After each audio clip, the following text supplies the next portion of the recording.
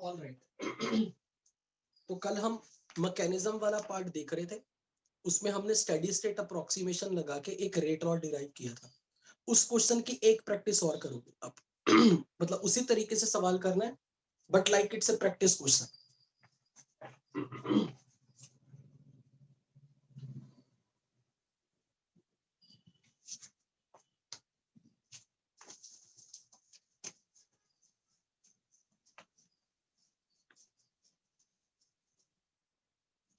Question is again derive rate law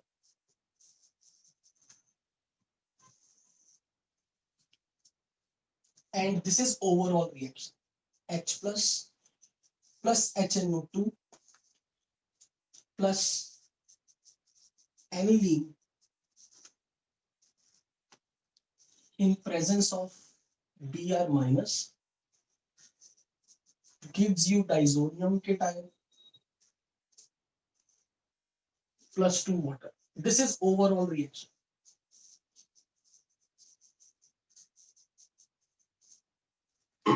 और इसका जो मैकेनिज्म आपको गिवन है that is H plus reacting with HNO2 and rate constant is K1 forming H2NO2 plus and फिर H2NO2 plus second step का rate constant K2 forming H plus and HNO2। यानी कि ये ओवरऑल प्रोसेस रिवर्सिबल थी जिसको मैंने irreversible की form में एक्सप्रेस किया, बट ओवरऑल अगर दोनों स्टेप को ऐड करोगे सब कट जाएगा, वो कोई मीनिंगलेस रह जाएगा, यानी कि आप इन दोनों स्टेप को ऐड नहीं करोगे। Then H2NO2 plus combines with bromide ion with rate constant K3 forming NOBr plus water and NOBr plus aniline rate constant K4 disonium cation plus water plus Br minus। ये आपको 4 step देगी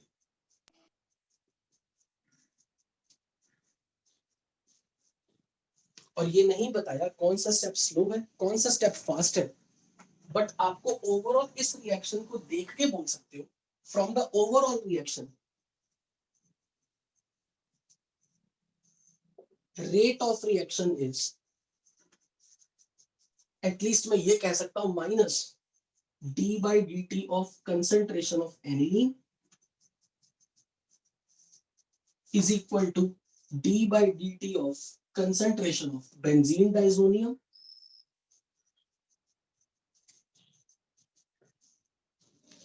rate of reaction आप ऐसे तो लिख ही सकते हो।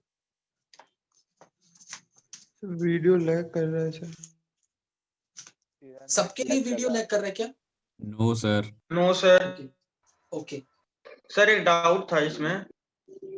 हाँ सर जैसे हमने कल बोला था ना कि वो 2 स्टेप जो मतलब कि एक उल्टा कर दे रहे हैं तो वो रिवर्स में चल रही रिएक्शन, उसको मर्ज नहीं कर सकते हैं। प्रॉब्लम क्या आ रही है उसको मर्ज करने में? इक्विलिब्रियम तो है ही, मतलब फॉरवर्ड भी जा सकती है बैकवर्ड। अगर कोई ऐसे इन सबको ऐड कर दे ओवरऑल रिएक्शन बन पाएगी? हम कह नहीं रहे थे यार ये तो हमारी ओवरऑल रिएक्शन ही नहीं दिख रही। नहीं सर वो नहीं बोल रहा हूँ, मैं बोल रहा हूँ कि फर्स्ट और सेकंड स्टेप को हम इक्विलिब्रियम की तरह अगर लिख दें उसमें प्रॉब्लम क्या? लिख दो, प्रॉब्लम नहीं, कोई दिक्कत नहीं ना? मैं ये ना कोई दिक्कत नहीं है, मैं ये कह रहा हूँ कि जो हमने टाइप 2 कल किया था जिसमें रिवर्सिबिलिटी देखी थी, बेसिकली उसमें हमने एक ऑलरेडी अप्रोक्सीमेशन लगाया हुआ था कि K3 इज वेरी लो, वहां पर मेंशन किया हुआ था आरडीएस। मैंने ये कहा कि अगर हम उस रिवर्सिबिलिटी को यहां नहीं देख रहे और हमें बताया ही नहीं आरडीएस कौन से, तो बेसिकली यहां से जो रेट लॉ आ रहा है ये उस रेट लॉ को टाइप 2 वाले से कैसे जाके कनेक्ट करता है, जब उसमें हम अप्रोक्सीमेशन लगाते हैं K3 इज कांस्टेंट, मतलब third step is slow step. वो एक स्पेशल केस बन गया बेसिकली। अब यहां से आपने क्या करना है, मुझे इसका वैल्यू बताना है, ओवरऑल रेट लॉ क्या बनेगा। तो पहले मैं टाइम दे रहा हूं, आप ट्राई करो, फिर मैं एक्सप्लेन करता हूं। Derive the rate law.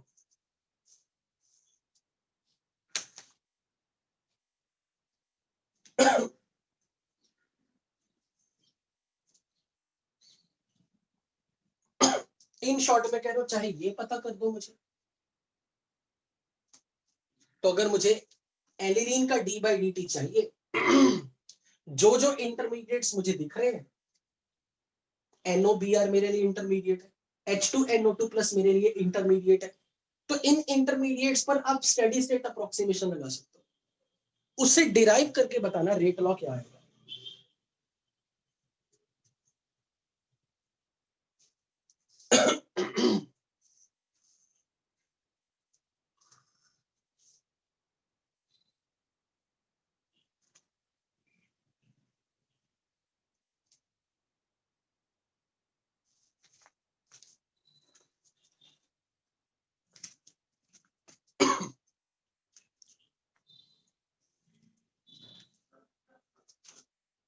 Hello sir.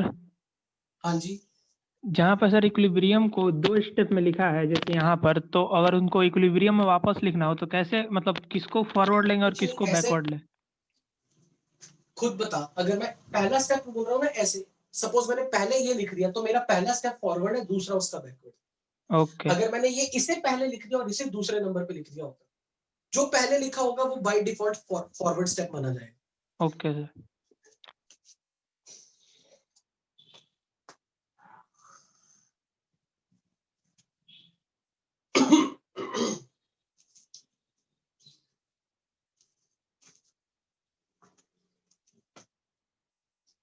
तो अगर मैं इसको लिखना चाहूं फोर्थ स्टेप से, क्योंकि एनिलीन तो सिर्फ मेरे लिए रिएक्टेंट में फोर्थ स्टेप में दिख रहा है, तो मैं फोर्थ स्टेप के हिसाब से minus D by D T को लिख सकता हूं K4 times NOBr into aniline. क्या मैं इसे फाइनल रेट लॉ बोल सकता हूं, overall rate law of the reaction? Can I call this as a overall rate law? No sir, no sir, क्योंकि क्योंकि NOBr है, तो इसका मतलब NOBr को हटाना है। तो NOBr को हटाने के लिए मुझे लिखना पड़ेगा dNOBr by dt should be 0, steady state approximation. तो अब एक बार NOBr के लिए देखते हैं ओवरऑल नेट रेट क्या है, क्योंकि NOBr बन भी रहा है, NOBr डिकम्पोज भी हो रहा है। तो थर्ड स्टेप से NOBr के लिए d by dt क्या बनता है, फोर्थ स्टेप से NOBr का d by dt क्या बनता है, तो मैं इसको ऐसे लिख दूंगा from the third step dNOBr by dt, यानी कि इसका rate of appearance is K3 times H2NO2 plus into Br minus, और अगर मैं फोर्थ स्टेप से देखूं minus dNOBr by dt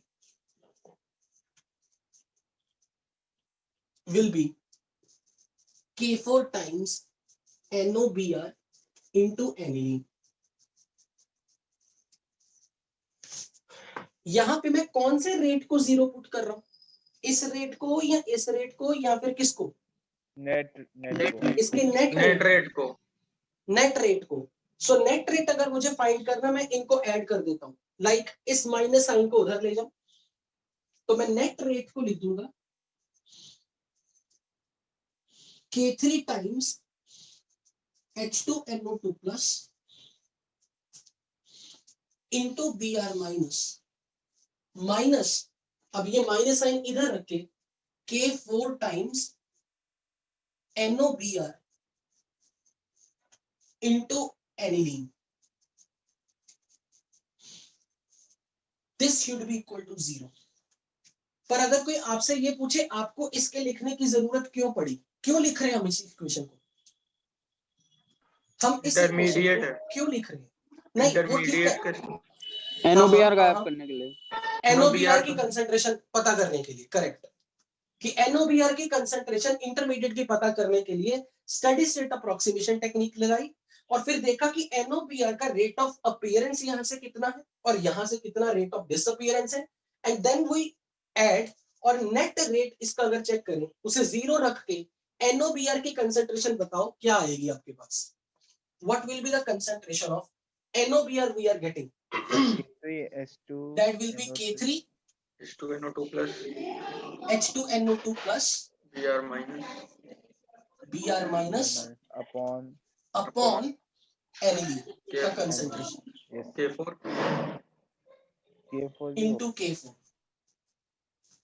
is equal to concentration of NOBr. Now you can put it in this equation number 1. इस equation को अब NOBr की concentration को फर्स्ट इक्वेशन में पुट कर दो,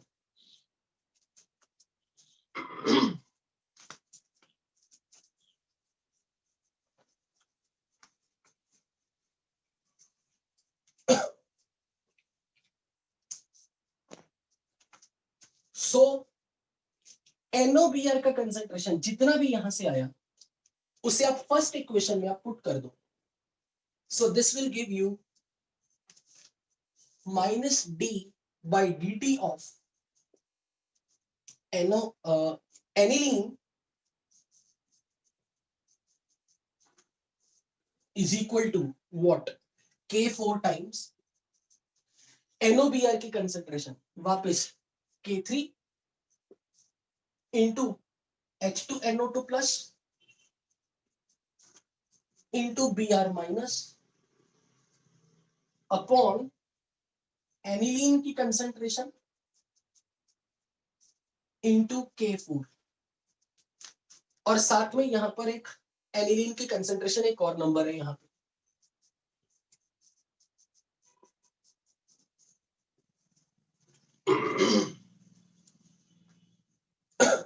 क्या क्या कट जाएगा, एनिलीन वाला टर्म कट गया, K4 वाला टर्म कट गया और ये बन गया K3 times H2NO2 plus into Br minus.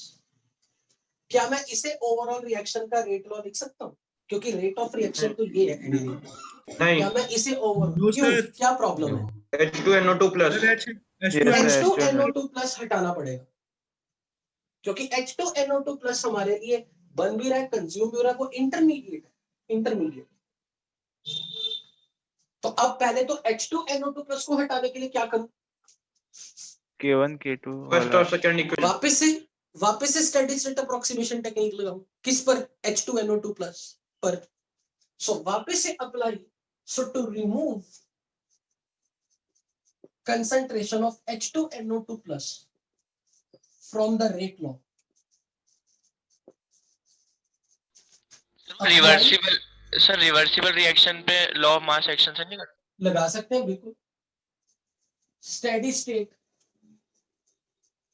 Approximation on H2NO2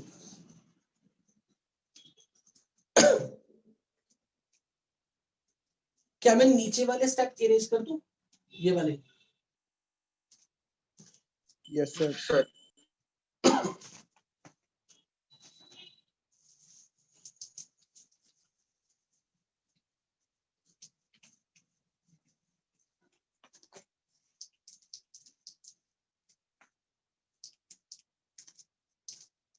अब ये बताओ मुझे इसे हटा दें तो मैं स्टेडी स्टेट अप्रोक्सीमेशन टेक्निक क्या कहती है, d by dt of H2NO2 plus के लिए नेट रेट शुड बी 0। तो H2NO2 plus कहां किस किस स्टेप में आपको दिख रहे, फर्स्ट स्टेप में दिख रहे, सेकंड स्टेप में दिख रहे, थर्ड स्टेप में दिख रहे। तो मैं first step, second step, third step के हिसाब से इसका नेट रेट अब लिखूंगा। तो from the first step what is minus D, sorry plus D H2NO2 plus. H2NO2 plus का rate of appearance K1 times H1 H plus into HNO2। From the second step H2NO2 plus reactant है तो minus D by D T of H2NO2 plus is equal to K2 times concentration of H2NO2 plus. Third step में H2NO2 plus फिर से reactant है,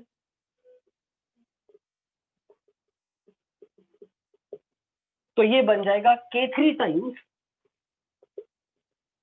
H2NO2 plus into concentration of Br minus. So what will be overall rate of formation of H2NO2 plus? क्या क्या लिखूंगा और यहां से मुझे इसे इक्वल टू 0 करके H2NO2 plus की कंसेंट्रेशन बताओ।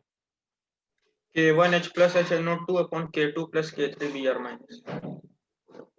K1H plus H plus into HNO2 HNO2 upon K2 plus K3 minus, इस माइनस साइन को एडजस्ट करो सेकंड स्टेप उधर, minus K2 into H2NO2 plus, minus sign को एडजस्ट करो उधर, minus K3 into H2NO2 plus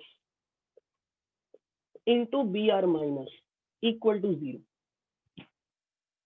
और जब आप इसे फाइनली इक्वेट करोगे 0 से तो यहां से H2NO2 प्लस की कंसेंट्रेशन क्या बन के आ जाएगी, H plus into HNO2 into K1 upon K2 plus K3 times Br minus.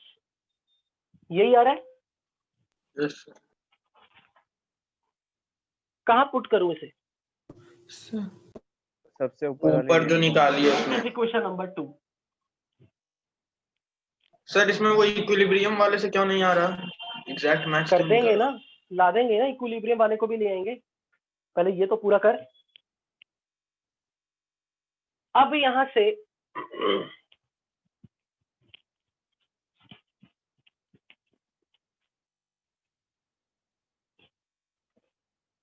बनाओ, put this in equation number 2।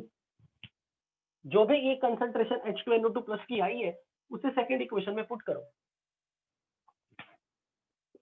Put concentration of H2NO2 plus in equation number 2, तो ये बन जाएगा minus D by D T of aniline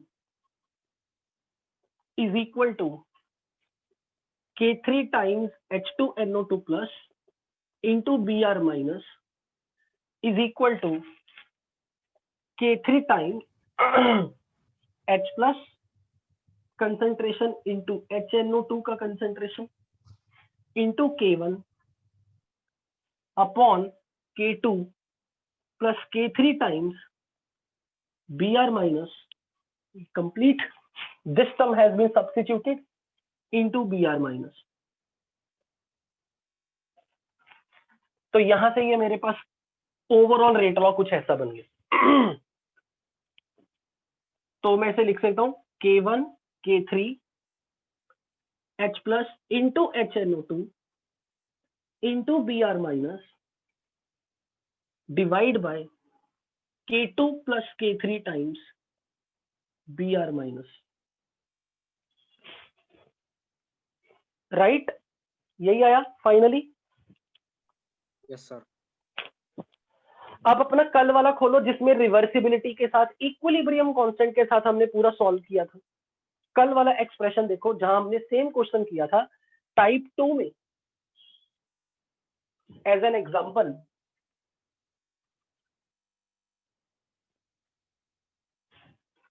So this is our final rate law.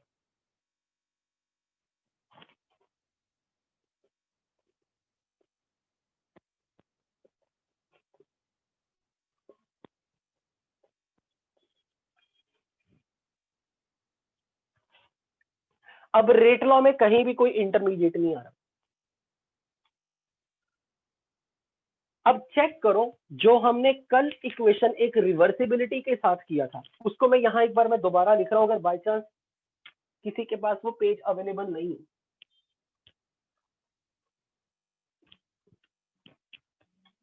कल हमने same question ऐसे किया था।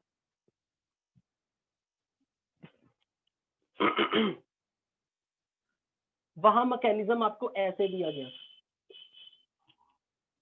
H plus plus HNO2 with reversibility, H2NO2 plus, this was K1 by K2, a K1 and K2 equilibrium rate constant for the forward and rate constant for the backward reaction respectively. फिर ये था H2NO2 plus plus Br minus rate constant K3 NOBr plus water, और फिर fourth step में था NOBr plus aniline with rate constant K4, और ये बन रहा था aniline diazonium cation plus 2 water plus water plus Br minus. और कल जो क्वेश्चन दिया था उसमें ये लिखा हुआ था कि ये स्लो स्टेप। कल हमने ऐसे किया था कि इस रिएक्शन का rate constant of slow step times H2NO2 plus into Br minus है।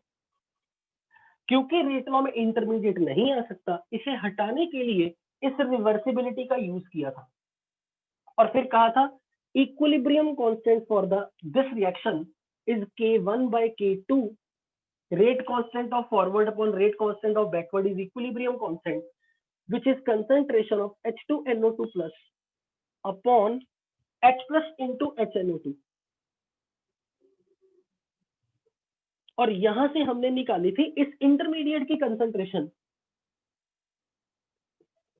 that was K1 by K2 times H plus into HNO2, और फिर इसको इसमें पुट कर दिया था, और ये बन गया था K3 K1 by K2 into H plus into HNO2 into Br minus. अब आप मुझे ये चीज बताओ, क्या ये वाला रेट लॉ ऐसा बन सकता है किसी कंडीशन में? Yes sir. K3 काफी छोटा हो, स्मॉल हो जाए। K3 स्मॉल, अगर K3 स्मॉल, K3 स्मॉल। इसका मतलब ये जो ओवरऑल आप लोग कर रहे हो, ये इस अप्रोक्सीमेशन, इसमें फर्दर अप्रोक्सीमेशन अगर लगा दी कि K3 इज वेरी स्मॉल, जैसा कि यहां लिख दिया थर्ड स्टेप इज स्लो, तो फिर यही चीज इसमें रिड्यूस हो जाएगी।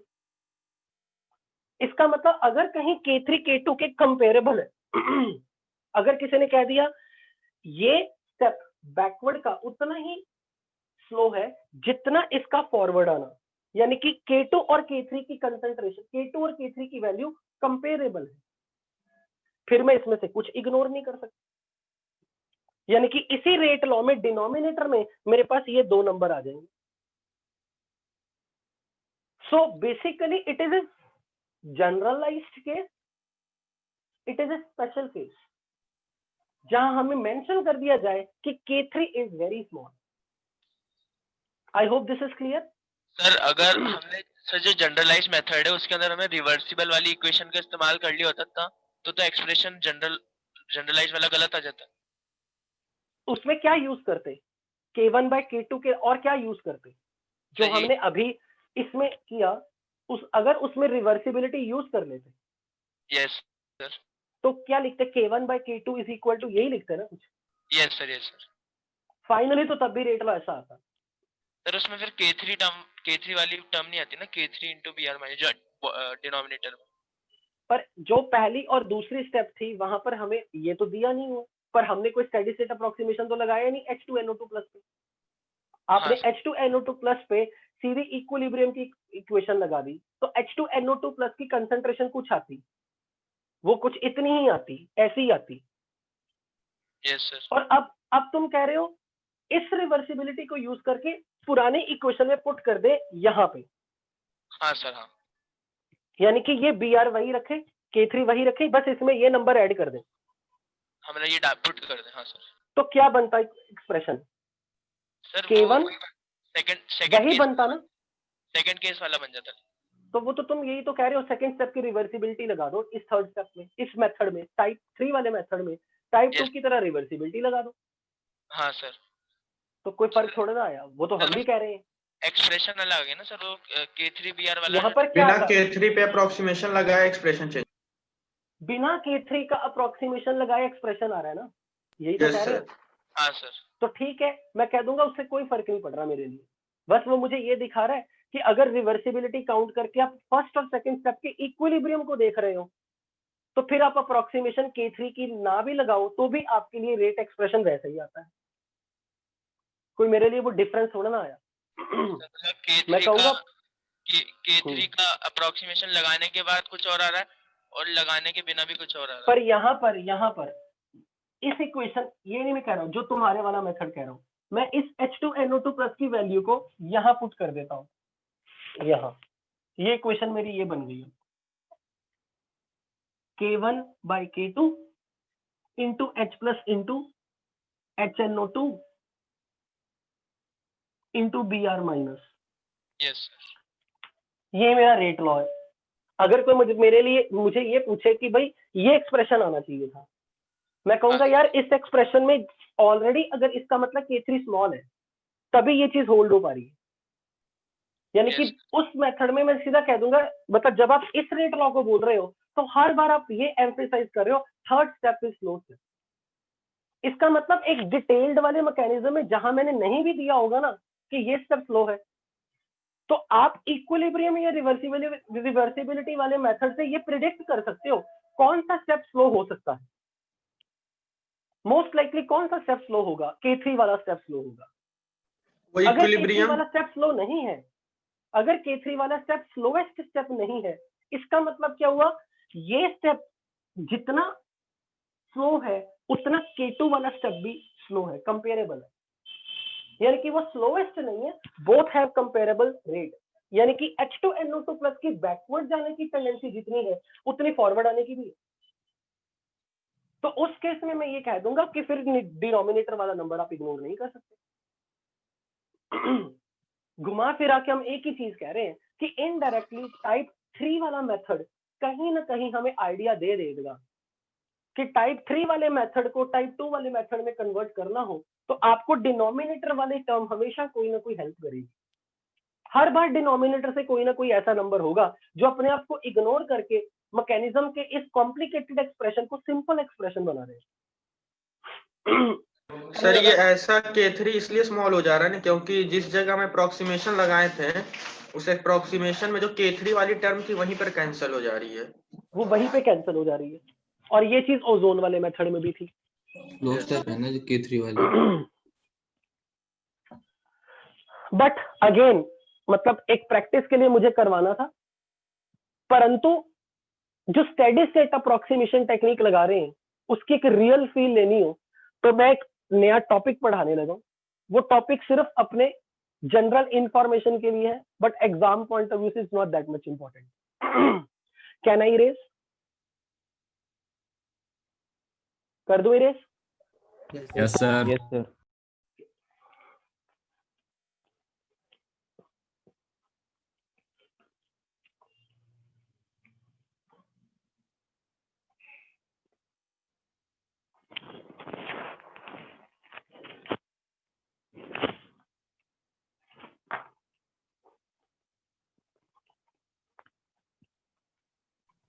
सर इसके बाद भी कोई टॉपिक है? नहीं, बस इसके बाद एक लास्ट टॉपिक जो अभी हम करने लगे, देन काइनेटिक्स ओवर, फिर रेडियो एक्टिविटी वाला पार्ट है वो आप फिजिक्स में कर चुकी हो। आपने कर लिया ना फिजिक्स में रेडियो एक्टिविटी? कल कोई बोल भी रहा था।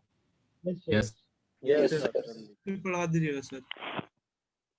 उसमें मैंने क्या पढ़ाना? रेट ऑफ डिसइंटीग्रेशन पढ़ाना। मैंने तो सिर्फ काइनेटिक्स बतानी उसमें, बाकी ये टर्म्स कर लिए थे ना वहां पे। हाफ लाइफ, एवरेज लाइफ वगैरह। Sir yes sir. ठीक है, तो हम सीधा न्यूमेरिकल्स ही करेंगे। न्यूमेरिकल्स देख लेंगे।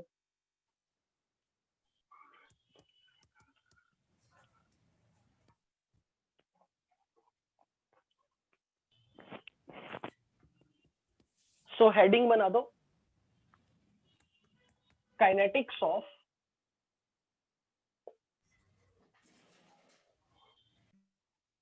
consecutive reactions।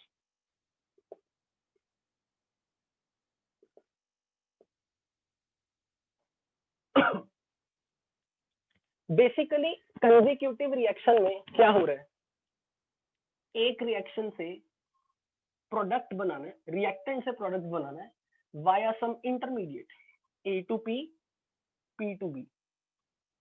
अगर मैं कह दूं कि ये मेरी एक रिएक्शन है, दिस इज ओवरऑल रिएक्शन,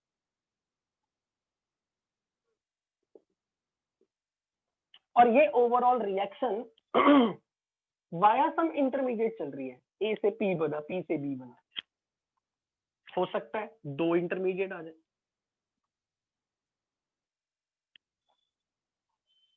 तो जरूरी नहीं कि एक ही इंटरमीडिएट है, it can be 2 intermediate, it's like a chain reaction.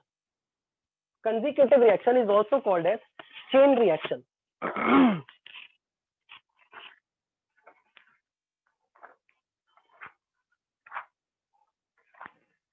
मैं देख रहा था इस पर शायद क्वेश्चन नहीं है कहीं भी शीट में।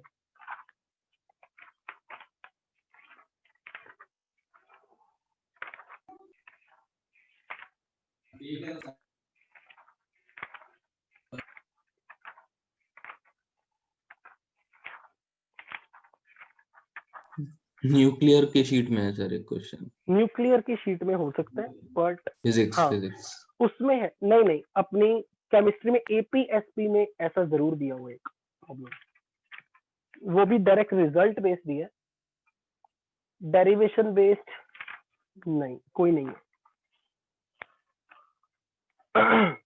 चलो देखो, तो अभी हम एक सिंपलेस्ट केस देख रहे हैं।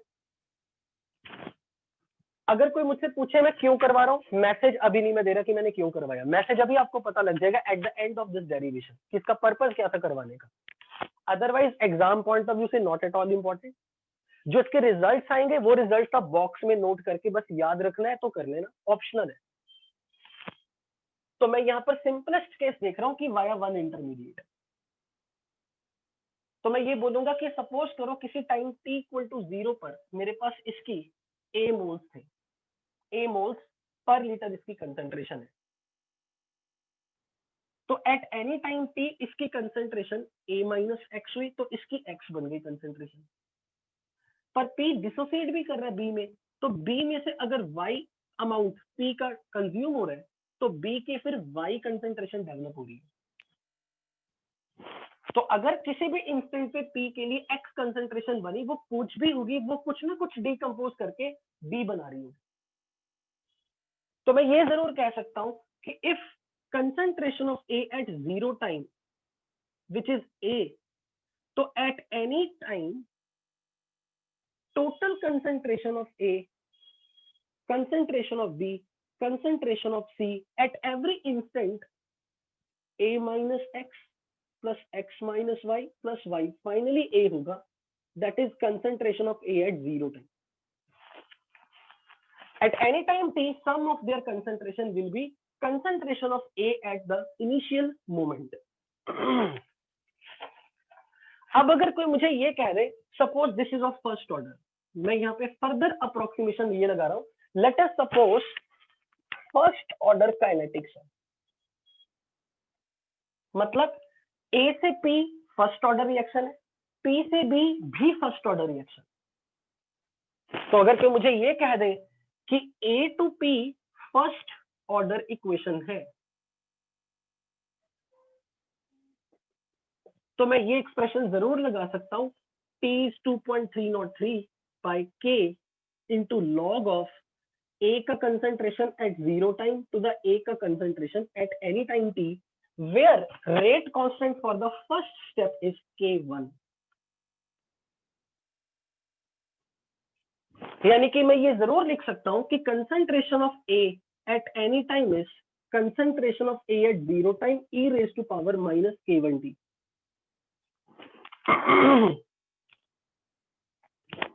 बेसिकली मुझे आपको क्या सिखाना है? मुझे ये सिखाना है B का कंसंट्रेशन किसी भी टाइम पर क्या होगा. इंटरमीडिएट, मैंने C क्यों लिखा, sorry, this is P, this is B. यार बता दिया करो कहीं गलत लिखो तो. P का कंसंट्रेशन एट एनी टाइम, मुझे ये सिखाना है हाउ टू कैलकुलेट इट. किसी इंटरमीडिएट की कंसंट्रेशन किसी भी मोमेंट पे, कल याद है मैं कह रहा था कि इंटरमीडिएट की कंसंट्रेशन हमेशा टेंडिंग टू 0 होती है, बहुत छोटी होती है. तो मुझे वो देखना कि वो जितना भी होगा वो कैलकुलेट कैसे करना है. Up to here any doubt? Hello, connected हो? Yes sir. Hello, yes sir. ये A2P से फर्स्ट ऑर्डर माना है? माना है. A to P भी फर्स्ट ऑर्डर है, P to B भी फर्स्ट ऑर्डर है. यानी कि हम इसमें पूरा फर्स्ट ऑर्डर काइनेटिक्स का केस देख रहे हैं, कंसेक्यूटिव रिएक्शन में, chain reaction. Okay sir. Every step is first order. तो A की कंसंट्रेशन प्लस किसी भी इंस्टेंट पे P की कंसंट्रेशन प्लस किसी भी इंस्टेंट पे B की कंसंट्रेशन का sum will be constant number A, जो आपने इनिशियल मोमेंट पर जो A की कंसंट्रेशन रखी थी. सो A की कंसंट्रेशन एट एनी टाइम अगर कैलकुलेट करना, हम वापस भाई फर्स्ट ऑर्डर का इक्वेशन लगा रहे हैं जो आप करते आए हो अभी तक. अब अगर कोई मुझे ये कह दे P के लिए what will be dP by dt net, क्या लिखोगे? जैसा अभी आपने स्टेडी स्टेट अप्रोक्सीमेशन के क्वेश्चन सॉल्व किए थे, तो आपने ये लिखा था A से P बन रहा है, P से B बन रहा है, P बन भी रहा है, P कंज्यूम भी हो रहा है. तो dP बाय dt को नेट कैसे लिख सकते हो? K1A minus K2P. K1 into A का concentration at any time minus K2 into concentration of P at any time T. अच्छा, अगर D of B by dt लिखना हो फ्रॉम सेकेंड स्टेप, K2P. वो आप क्या लिख सकते हो? concentration of P. K2 into concentration of P.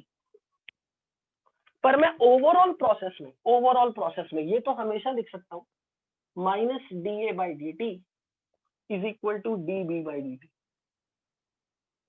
For the overall process. This holds at every moment. Overall process के लिए मैं हमेशा ये, this is always applicable. Sir आपने Okay. ये AT plus PT plus BT को A कैसे लिखा यहाँ पे? इसको A इधर की इधर concentration at any time is A minus x. This is A minus x. नहीं सर, हाँ ठीक है सर, ठीक है, सॉल्व करके आ रहा है. Okay sir. हाँ, वैसे मुझे एक बार कंफर्म कर, क्या सॉल्व करके, किसकी बात, इसकी कर रहा है ना? हाँ सर, इसी की. ओके. अब यहां से कोई मुझे ये कह दे कि भाई मुझे P की कंसंट्रेशन पता करनी है, तो अब मैं यहाँ पे एक डिफरेंशियल इक्वेशन यूज कर रहा हूं. I can write the second step as d of P by dt plus K2 into P is equal to K1 into concentration of A at any time, which I am writing as A into e raised to power minus K1t. इसमें काफी सारी mathematics आएगी, तो आपने ध्यान से देखना कहीं मैंने लिखते वक्त स्टेप्स में कहीं कोई गलती ना की, क्योंकि अगर एक छोटी सी गलती लिखते वक्त तो भी बहुत बड़ा डेरिवेशन दोबारा करना पड़ेगा. तो A की कंसंट्रेशन एट एनी टाइम मैंने कहां से लिखा? यहां से. Let's say equation number 1.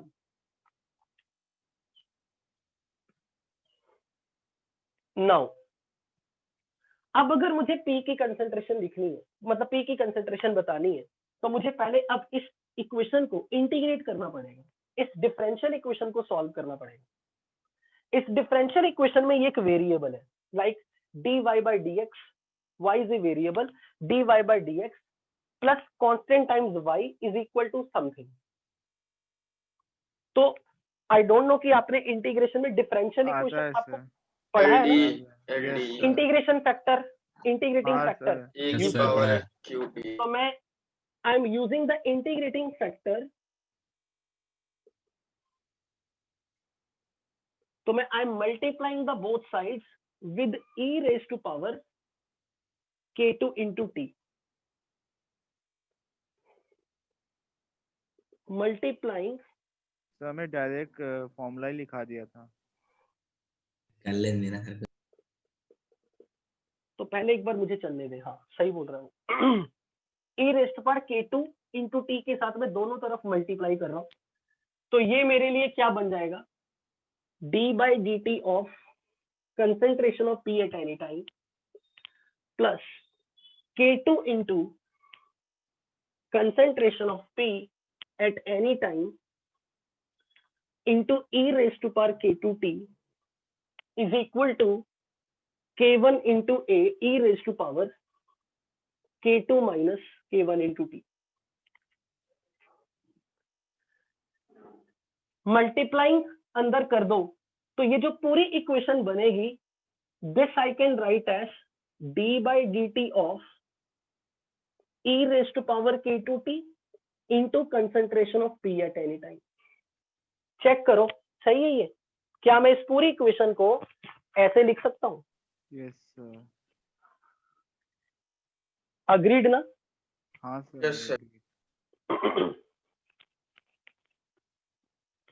Sir लिखा नहीं था। यहाँ वाला इतना पार्ट नहीं लिखा क्या? लिख लिया है सर, सब लिख लिया। सर एक minute. Let's say this is equation number 2. Integrating factor e raised to power k2 times t से दोनों तरफ मल्टीप्लाई। कुछ ऐसा नहीं किया? अगर dy किया है by सर। dx plus किया है सर। किया है सर, किया है, to something, किया है सर। तो linear differential equation. linear differential equation of the first order। तो अब मैं इस इक्वेशन से ये लिख सकता हूं, d by dt of concentration of p at any time into e raised to power k2t is equal to k1 into a e raised to power minus k2 minus k1 into t and multiplying by dt on both sides, तो ये बन जाएगा into dt। and if I now integrate on both sides, तो ये मेरे लिए बन गया integration of differential of something, I can write it as p का concentration into e raised to power k2t is equal to integration of this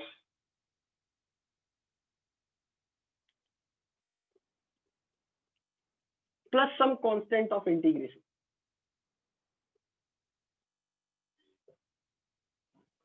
अब ये चीज मुझे यहां से बताओ, इंटीग्रेट करके क्या बनेगा, k1 into e raised to power k2 minus k1 into t by k2 minus k1 plus some constant of integration c। एक गायब हो गया बीच में। ए भी आएगा बिल्कुल।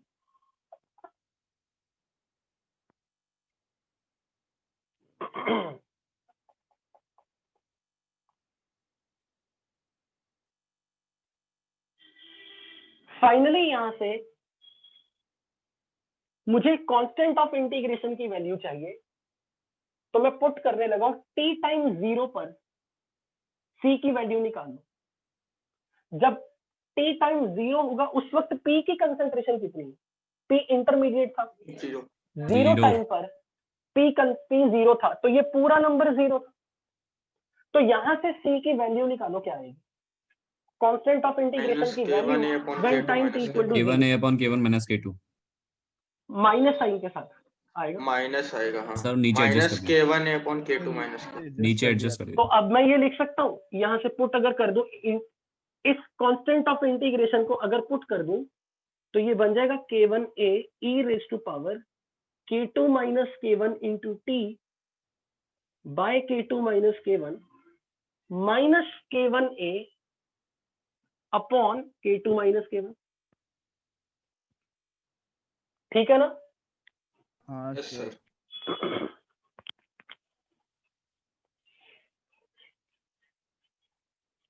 आगे बढ़ाओ, पी की कंसंट्रेशन पे जाओ, निकालो पी की कंसंट्रेशन एट एनी टाइम कितनी है। पी की कंसंट्रेशन, इंटरमीडिएट की concentration at any time T is K1A, अगर मैं कॉमन निकाल दूं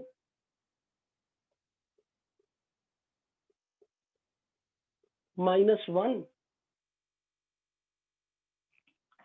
e raised to power -K2T, ये नंबर ले गया मैं उधर। अब चेक करो ये मेरे पास क्या बनेगा, K1A as it is. Sir इस पे इसे सर वो अगर अपॉन मैं पूरे में है ना? K2 माइनस K1 छूट गया। सर पूरा वो अपॉन पूरे में है। -1, ठीक है। अब e रेस पर -K2T से अंदर अगर मैं मल्टीप्लाई कर दूं तो ये नंबर बनेगा e रेस पर -K1T माइनस e रेस पर -K2T upon K2 minus K1। Check करो, हाँ sir. This is concentration of P at any time. अब कल जब मैं ये कह रहा था कि इंटरमीडिएट की कंसंट्रेशन किसी भी इंस्टेंट पे जीरो की तरफ अप्रोच कर रही होगी, बहुत छोटा होगा। इंटरमीडिएट की कंसंट्रेशन बिना कोई अप्रोक्सीमेशन लगाए कि K1 बड़ा है या K2 बड़ा है, फर्स्ट स्टेप स्लो है या फर्स्ट स्टेप फास्ट है, जनरल एक्सप्रेशन आ गया P की कंसंट्रेशन। तो अगर चाहो तो एक्सप्रेशन याद रख लो, अदरवाइज इससे related question as it is तो कभी नहीं देखा गया। पर अगर कोई आपको ये कह दे what is concentration of B at any time, तो हमने थोड़ी देर पहले एक इक्वेशन लिखी थी, concentration of A at any time plus concentration of P at any time plus concentration of B at any time is equal to what? तीनों का concentration at any time T small a था। Yes, sir. A की concentration at any time already you know this from this equation. Concentration of A at any time which is A naught e raised per minus K1T, P की concentration आप निकाल चुके हो, तो यहां से मैं B की कंसंट्रेशन अब पता कर सकता हूं, which is A minus A into e raise पर minus K1T minus K1A upon K2 minus K1 times e raise पर minus K1T minus e raise पर माइनस K2T। ये प्रोडक्ट की कंसंट्रेशन एट एनी टाइम पता करने की final equation, where A naught is A।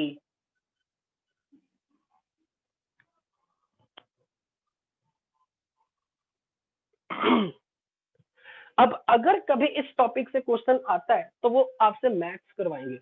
Maths कैसे करवाएंगे? कोई अब ये पूछेगा find the time when intermediate will have its maximum concentration, what will be the maximum possible concentration for P। यानी कि बेसिकली हम ये कहना चाह रहे हैं पहले एक बार पूरा लिख लो फिर मैं आगे बढ़ता हूँ। सर पी की कंसंट्रेशन हमेशा टेंडिंग टू जीरो छोड़ना होगी फिर? नहीं, अभी नहीं बोल सकता, अभी इस एक्सप्रेशन से मैं कुछ नहीं कह सकता। हाँ अरे सर मैं कह रहा हूँ कि सर ये तो जो मैं कुछ कल कह रहा था ना, जो मैं कल कह रहा था कि इंटरमीडिएट की concentration most of the time तो कांस्टेंट रहेगा और वो कंसंट्रेशन बड़ी छोटी नंबर है। हाँ सर जीरो कांस्टेंट की कह तरफ, सकते हैं, जीरो हमेशा हाँ नहीं होगी शायद। कांस्टेंट कह सकते हैं, हाँ जीरो, इससे अभी मैं कुछ नहीं कह सकता। मैं कह रहा हूँ उस स्टेटमेंट को जो मैंने कल बोला था अभी थोड़ी देर के लिए भूल जाओ, हम देखेंगे क्या वो इसका कोई स्पेशल केस बन जाए। सर ये जो B की एनी टाइम T पर कंसंट्रेशन आई है सर, वो उस एक्सप्रेशन से नहीं आ रही सर, ऊपर वाले जो सबसे ऊपर लिखा है आपने, सबसे ऊपर किस लिखा है एक्सप्रेशन से? माइनस डी यहाँ से, हाँ सर, यहाँ से अभी आएगी भी नहीं क्योंकि तुम्हें dA/dt में अभी हमने कहीं बीच में P इन्वॉल्व नहीं किया हुआ। हाँ सर वही तो। वो यहां से नहीं कहीं आने वाली, क्योंकि वो देखेंगे कब ये नंबर बराबर हो जाएंगे, वो भी देखेंगे कि क्या कंडीशन लगानी पड़ेगी यहाँ पे। अच्छा okay sir. Okay, now can I erase?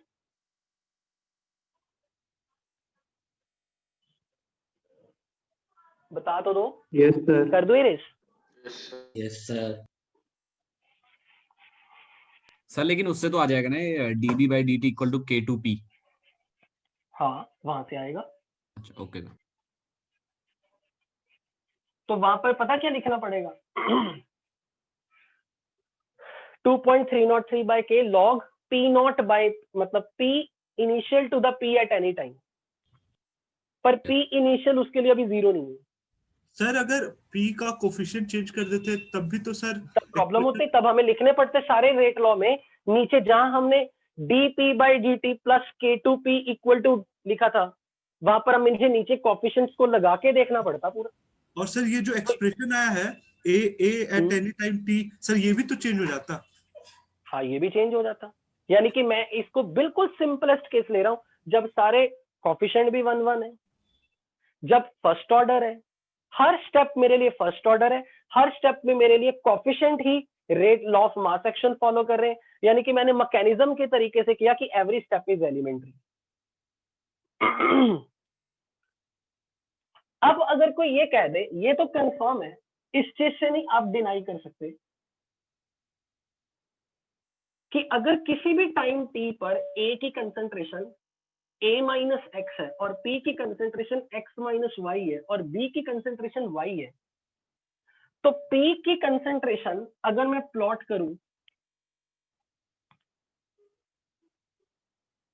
Concentration versus time का ग्राफ,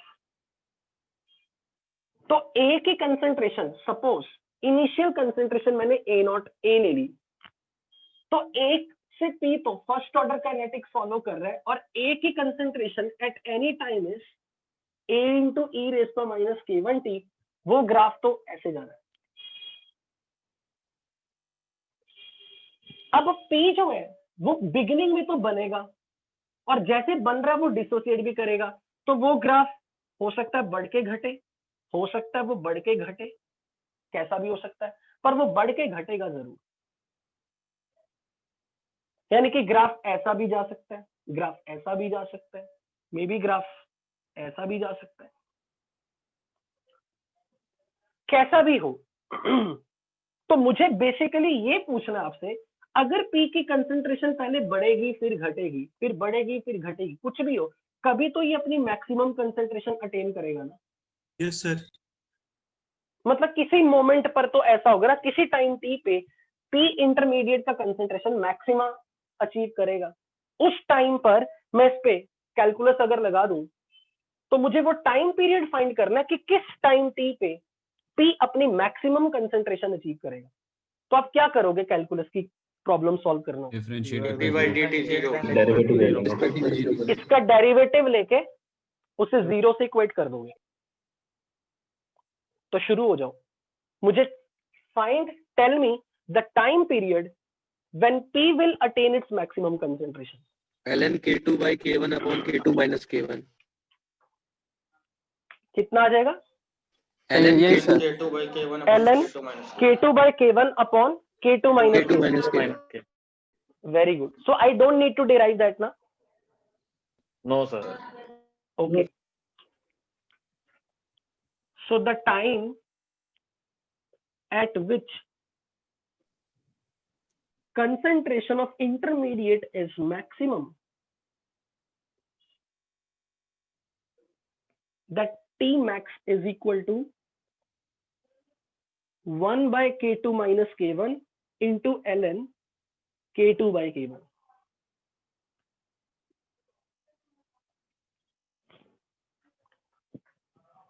ये याद किया हुआ था क्या expression? I am very happy. तुरंत डिफरेंशिएट हाँ तुरंत हो जाता है डिफरेंशिएट। अच्छा, मतलब पूरा डिफरेंशिएट करके देखा या फिर मतलब मैथ्स में हो गया सर, मैथ्स में कोई फॉर्मूला नहीं है? ओके, माइंड में ही हो गया। तो सबसे पहले तो ये चीज हमें ये फॉर्मूला पूछा जा सकता है, मतलब फॉर्मूला बेस्ड क्वेश्चन पूछा जा सकता है। अगर कोई मुझे कहे ना कि मैंने ये सब क्यों करवाया, मैंने इसके लिए करवाया कि इंटरमीडिएट की कंसंट्रेशन मैक्सिमम किस टाइम पे होगी, ये सवाल आपसे पूछा जा सकता है। तो आपको पता होना चाहिए 1 by K2 minus K1 ln K2 by K1। But condition हमने क्या लगाई है, हमारा सारे स्टेप A से P वाला एलिमेंट्री स्टेप है, P से B वाला एलिमेंट्री स्टेप है और सब में कोफिशिएंट 1 1 1 1। अब मुझे ये भी फिर बता के दो, इस टाइम पर इस टाइम पे पी की मैक्सिमम कंसंट्रेशन कितनी होगी वो भी बता दो फिर सॉल्व करके कि भाई अगर ये टाइम पीरियड पर पी अपनी मैक्सिमम कंसंट्रेशन पे होगा, what will be the concentration of P at that moment. इस मैक्सिमा के कॉरस्पॉन्डिंग वो कंसंट्रेशन कितनी होगी। डाल लो तो उसमें।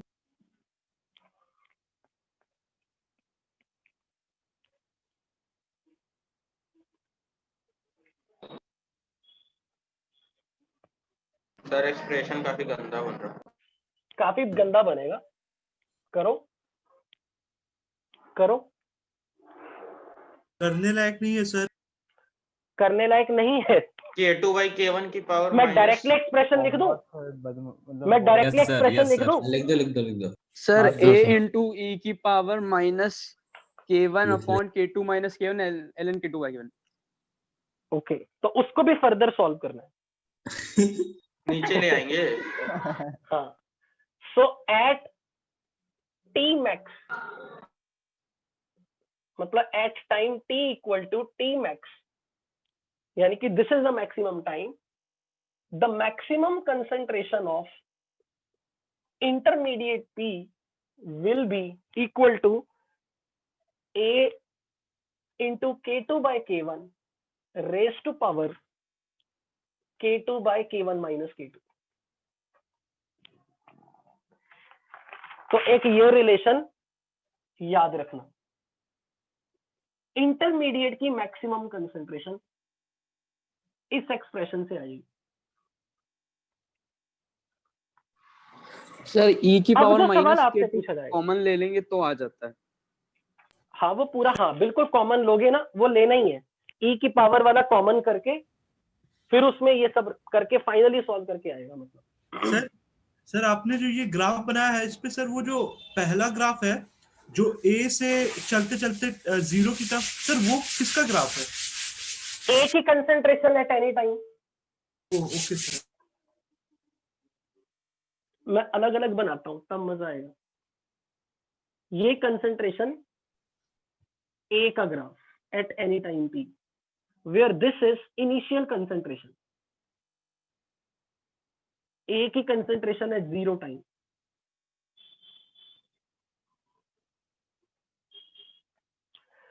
अब मेरा पॉइंट ये है, ध्यान से समझना। इसे इरेज कर दूं? Yes sir. Yes sir. हाँ सर।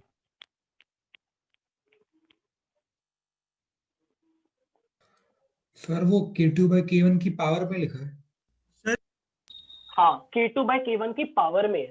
सर इस पे ऐसा भी एक पूछा जा सकता है कि कौन सा ऐसा टाइम होगा या फिर टाइम वो होगा भी कि नहीं कि जिसपे ए और पी की कंसंट्रेशन इक्वल हो जाए। इक्वल हो जाए, बिल्कुल आ सकता है, ये भी हो सकता है। तो उसमें क्या करना पड़ेगा, a minus X is equal to X minus Y करना पड़ेगा। a minus x equals to y। मतलब यू गॉट द आइडिया कि मैथ्स के हिसाब से क्या क्या पूछा जा सकता है। हाँ सर। अब मैं यहाँ पे बना रहा हूं दो case. Case 1,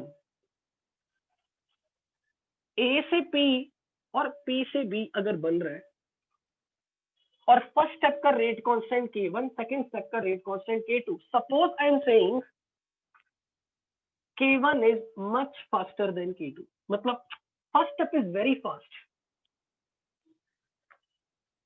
first step is very fast but second step is very very slow। इस केस में अगर कोई मुझे ये कह दे कि A की कंसंट्रेशन एट एनी टाइम मैंने रखी थी A माइनस एक्स, P की x माइनस वाई, B की y, मैं कह रहा हूं ये स्टेप बहुत स्लो है पर ये स्टेप बहुत फास्ट है, तो कौन सा नंबर अपने आप को जीरो अप्रोच करवा रहा है? A minus x। A minus x अपने आप को जीरो बनवा रहा है फटाफट, यानी कि ये पूरा खत्म हो रहा है। तो मैं बोलूंगा कि मेरे लिए x माइनस वाई अपने आप को A की तरफ अप्रोच करवाने की कोशिश कर रहा होगा। क्या मैं ये बोल सकता हूँ जैसे ये जीरो बन जाए ये पूरा का पूरा A बन जाए? तो उस केस में B की कंसंट्रेशन, उस केस में B की कंसंट्रेशन कंट्रोल P के हाथ में आ गया, यानी कि बी की कंसेंट्रेशन ओवरऑल पी से ही डिटरमिन कर सकते हो आप डायरेक्ट। तो late us suppose I am saying कि भाई ए, अगर ये रिएक्शन का रेट कांस्टेंट बहुत फास्ट है और इस रिएक्शन का रेट कांस्टेंट बहुत छोटा है, तो ये नंबर अपने आप को पूरा खत्म कर देगा जल्दी ही। तो मेरे लिए तो ये क्वेश्चन वापस ऐसा बन गया, पी से बी बना विद इनिशियल कंसेंट्रेशन ए और बी की कंसेंट्रेशन बताओ। तो ये तो मेरे लिए simple one step first order reaction का बन गया केस, जिसमें मैं ये बोल सकता हूँ कि बी की कंसेंट्रेशन एट एनी टाइम कुछ ऐसी आएगी, a into e raised to power minus k2t। चेक कर लेते हैं। इस केस में अगर मैं p की कंसेंट्रेशन का एक्सप्रेशन आपको दिखाऊं तो वो एक्सप्रेशन आप क्या लिखोगे? अभी हमने एक बड़ा सारा p का एक्सप्रेशन लिखा था, वो बड़ी सारी इक्वेशन थी अपने पास, k1a by k2 minus k1 into e raised to minus k1t minus e raised to minus k2t। ठीक है, यही थी ना इक्वेशन पी की कंसेंट्रेशन की। चेक करो, पी आना चाहिए ना, ये चेक करो, क्या ये इक्वेशन यही थी पी वाली? हाँ सही है। सही है। अब ये बताओ, अगर k1 नंबर k2 से बहुत बड़ा है तो माइनस k1 तो छोटा हो गया, तो मैं ये लिख सकता हूं e रेज पर minus k1t number e raise पर माइनस k2t नंबर से छोटा है, तो मैं इस नंबर को इग्नोर कर रहा हूं। और यहां डिनोमिनेटर में भी k1 बहुत बड़ा है k2 से, तो k2 इग्नोर कर दो। तो ये एक्सप्रेशन बताओ, p की कंसेंट्रेशन एट एनी इंस्टेंट उस केस में मेरे पास कितनी बन जाएगी? से e की पावर रखेंगे तो कंसेंट्रेशन साइन चेंज होगा ना, कितना बन गया यहाँ से? तो e की a power a into e की power minus k2t। a into e raise पर माइनस k2t। और जो आपने एक्सप्रेशन लिखा था b की कंसेंट्रेशन एट एनी टाइम का बड़ा वाला एक्सप्रेशन, उसमें कुछ ऐसा लिखा था a minus a into e raise पर माइनस k1t माइनस ऑफ, ये पूरा एक्सप्रेशन लिखा था k1a by k2 minus k1 times e raise to power minus k1t minus e raise पर माइनस k2t। ये एक्सप्रेशन थोड़ी देर पहले हमने b की कंसेंट्रेशन के लिए लिखा था। तो मैं कह दूंगा क्योंकि ई रेस्ट पर minus k1t number is very small, ये पूरा इग्नोरेबल है मेरे लिए, ये पूरा इग्नोरेबल है, ये नंबर हट गया। तो मुझे यहां से सॉल्व करके बताओ b की कंसेंट्रेशन क्या आ रही है eight any time? a minus a into, sorry ये गलत लिख दिया, ये p के लिए था, दोबारा बोलो, a इंटू 1 माइनस e की power minus 1 minus e raise पर माइनस k2t। क्या मैं ये बोल सकता हूं इस कंडीशन में कि first step is very slow और वेरी फास्ट, तो ये रिएक्शन मेरे लिए p giving you b with rate constant k2 ऐसा हो गया कि क्वेश्चन में लाइक p की इनिशियल कंसेंट्रेशन a है, t डैश पर इसकी कंसेंट्रेशन कुछ a माइनस x और इसकी x है। तो यहां से अगर आप फर्स्ट ऑर्डर का केस सॉल्व करते नॉर्मल लीनियर इक्वेशन से, तो आप यहां से यही लिखते, concentration of p at any time is p nought e raise पर minus k2t, where p nought is basically a nought. यार समझ आया ये पॉइंट जो मैंने बोला? Yes sir. यानी कि p से b वाला प्रोसेस ही मेरे लिए सब कुछ है, ये स्टेप भी मेरे लिए एक तरीके से गायब हो गया। पर कंडीशन की दिस इज वेरी फास्ट, और ऐसे केस में मैं ये कह सकता हूं कि p की कंसेंट्रेशन अपने आप को a की तरफ अप्रोच करवा रही है। p अपने आप को मैक्सिमम a ही तो बना सकता है, तो p अपने ग्राफ को इतना राइज करवाएगा कि ये कंसेंट्रेशन अप्रोच करे a की तरफ, फिर ये घटे। यानी कि ये जो p वाला मैक्सिमा आएगा वो ऑलमोस्ट a को टच करने की कोशिश करेगा। सर a का ग्राफ भी तो चेंज हो जाएगा, और a का ग्राफ कुछ ऐसा हो जाएगा, इसकी स्लो बहुत फास्ट, लाइक मतलब very steeply decreasing. Is that okay to all of you कि मैंने ये जो ग्राफ कैसे एक्सप्लेन किया? Sir yes sir. लेकिन अगर b की कंसेंट्रेशन की बात करनी हो तो b तो अपनी रफ्तार से बढ़ रहा है एक्सपोनेंशियल, क्योंकि 1 माइनस ई रेज पर माइनस k2t का ग्राफ है, तो ये तो अपने आप को धीरे धीरे बढ़ाएगा, लेकिन मैक्सिमम अपने आप को ए तक अप्रोच करा सकता है, क्योंकि अगर a minus X, X minus Y और ये y है, जब ये दोनों पूरे पूरे खत्म हो जाएंगे तो y की मैक्सिमम वैल्यू तो a ही बन जाएगी। तो मैं कहूंगा कि y की अपनी मैक्सिमम वैल्यू तो a ही बन जाएगी, तब ये ग्राफ पूरा a को टच कर रहा होगा, a को अप्रोच कर रहा होगा। तो this is the graph for the concentration of b, this is the graph for concentration of p, and this is graph for concentration of a। अब अगर कोई ये कह दे सर इसमें बी वाला ऐसे ही होगा? बिल्कुल, क्यों नहीं ऐसे होगा। 1 माइनस ई रेज़ पावर माइनस के टू टी का कर्व हमेशा इसी सर प्रकार से राइजिंग होता है। नाउ अगर केस नंबर 2 में देखो, क्या इरेज करूं कुछ यहां से ऊपर वाला पार्ट ही? Yes sir. Yes sir. अगर मैं यहां पर सेकंड केस देखूं, case number 2,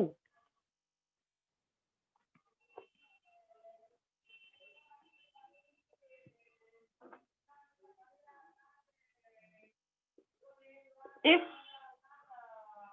K2 is very very fast then K1, यानी कि step 2 is fast but step 1 is slow, तो ओवरऑल रिएक्शन का रेट कौन सा स्टेप कंट्रोल करेगा? रेट डिटरमिनिंग स्टेप कौन सा होगा? First step 1। और इस फर्स्ट स्टेप में रेट लॉ, अब आप डायरेक्ट ये लिख सकते हो, rate is K1 times concentration of A, क्योंकि जब आपका rate determining step first step है जिसमें इंटरमीडिएट रिएक्टेंट में नहीं है, रिएक्टेंट में रिएक्टेंट ही है ए, तो अब आपको कोई स्टेडी स्टेट अप्रोक्सीमेशन वगैरह कुछ नहीं करने, डायरेक्ट लिखना रेट लॉ। तो ये तो मेरे लिए सिंपल सा केस बन गया, rate of reaction which is minus DA by DT is equal to K1 into A। तो मैं कह दूंगा जो भी overall rate of reaction of A है, यहां से मैं लिख सकता हूं A is A0 into e raised to minus K1t। अब ऐसे केस में मुझे बताओ B का कंट्रोल किसके हाथ में आ गया?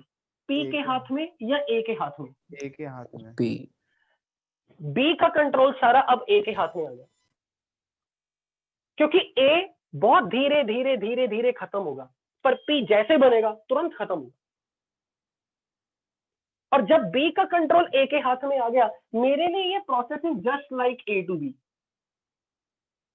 क्योंकि P तो किसी भी मोमेंट पे बहुत छोटा नंबर होगा, वो तो जीरो की तरफ अप्रोच कर रहा है अपने आप को, क्योंकि P बनता धीरे है पर टूटता बहुत फास्ट है। यानी कि P की कंसंट्रेशन तो बेचारी थोड़ी सी डेवलप होगी, साथ के साथ डिकम्पोज हो रही है। यानी कि B का कंट्रोल सारा A के हाथ में आ गया। अब मैं जरूर कह सकता हूं इस इक्वेशन में minus DA by DT equal to DB by DT से भी आप B की कंसंट्रेशन पता कर सकते हो। जो भी किसी स्टूडेंट ने पहले बोला था सर यहाँ से B की कंसंट्रेशन तो हम नहीं निकाल सकते, इसे इक्वेट करके चेक कर लेते हैं कि क्या यहां से वही एक्सप्रेशन B की कंसंट्रेशन का आएगा जो हम इस अप्रोक्सीमेशन जो हम इस एजम्पशन को लगा के देखें। तो अब इस कंडीशन में P का कंसंट्रेशन जो हमने लिखा था K1 by K2 minus K1 e raised to minus K1t minus e raised to minus K2t, यही था। तो अब बताओ कौन सा नंबर इग्नोरेबल है? ए भी आएगा, ए भी आएगा। कौन सा नंबर इग्नोरेबल है? माइनस के ई की power minus K1। K2 fast है, K2 बड़ा है, तो ये नंबर हट जाएगा और यहां से ये नंबर हट गया। ओ सॉरी, K1 हट गया, K1 हट गया। तो P की concentration at any time T ये नंबर बन जाएगा K1 by K2 into A and e raised to power minus K1 into T।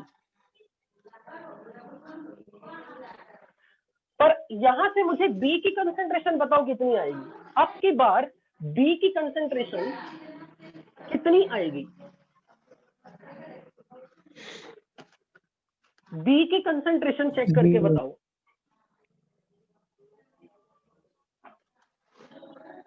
Concentration of B हमने लिखा था a minus A into e raise पर minus k1t minus of k1a by k2 minus k1 into e raise पर minus k1t minus e raise पर minus k2t। कौन कौन से नंबर यहां से हटा दूं?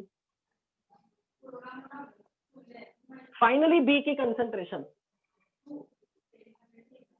ई रेस पर माइनस k2t गायब, यस सर, K1 भी गायब, k1 गायब। क्या बनेगी इक्वेशन बताओ?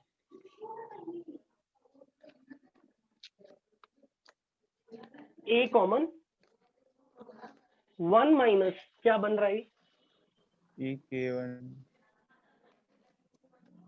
e की power minus k1t into 1 plus k2 by k1 दोबारा e raise to power minus minus k1t into 1 plus k2 by k1 1 plus k2 by k1 k2 by k1 k1 by k2 sorry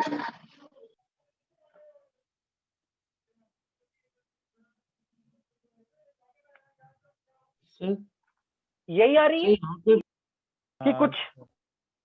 यही आ रही sir.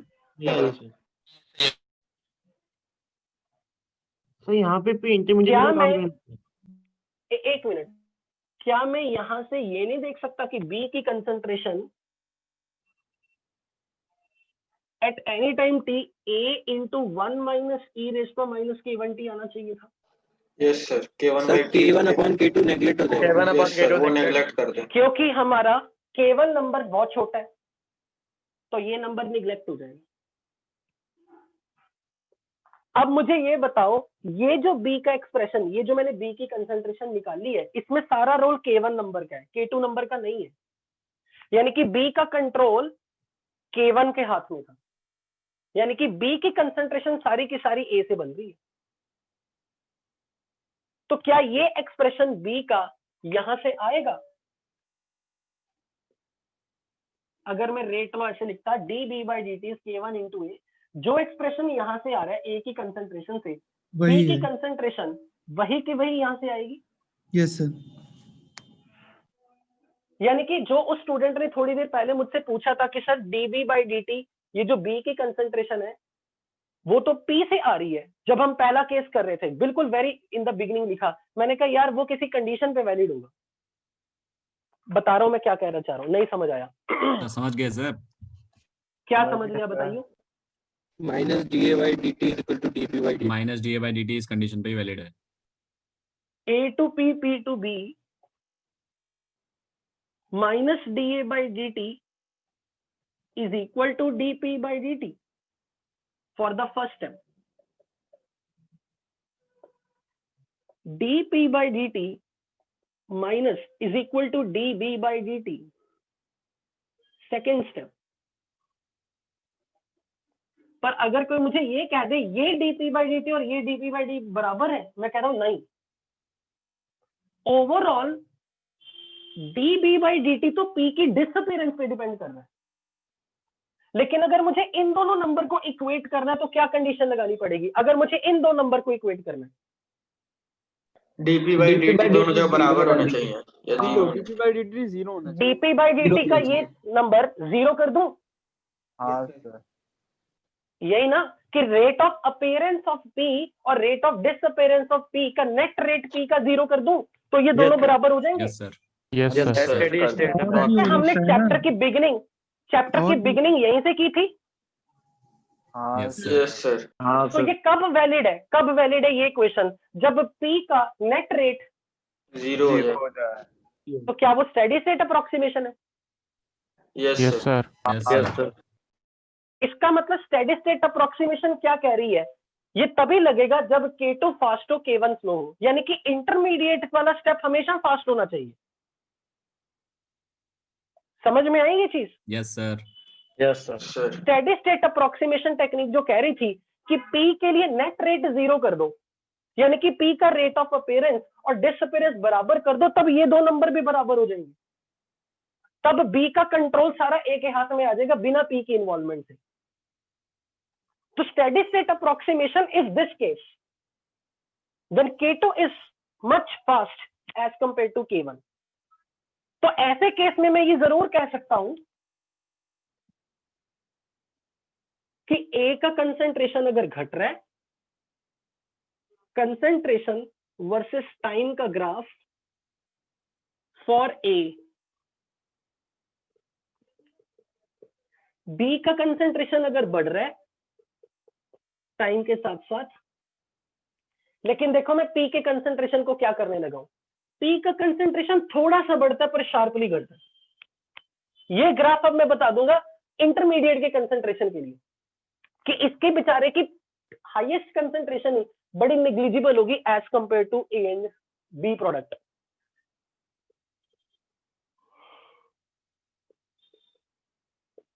इसलिए मैं कल कह रहा था कि मैक्सिमम टाइम के लिए ये ड्यूरिंग इंटरवल, ये इंटरवल जो है इंटरमीडिएट का कंसेंट्रेशन तो कांस्टेंट नंबर है, and that constant number is the concentration which is very very smaller than the concentration of A and B. Sir case 1 में भी तो लग जाएगा ये। केस 1 में भी लगा, केस 1 में कैसे लगाओगे सर? उसमें तो जो मैक्सिमम इंटरमीडिएट ही बी की कंसेंट्रेशन कंट्रोल कर रहा है, मतलब सर, केस 1 में तुम कह रहे हो ऐसे लगा दो।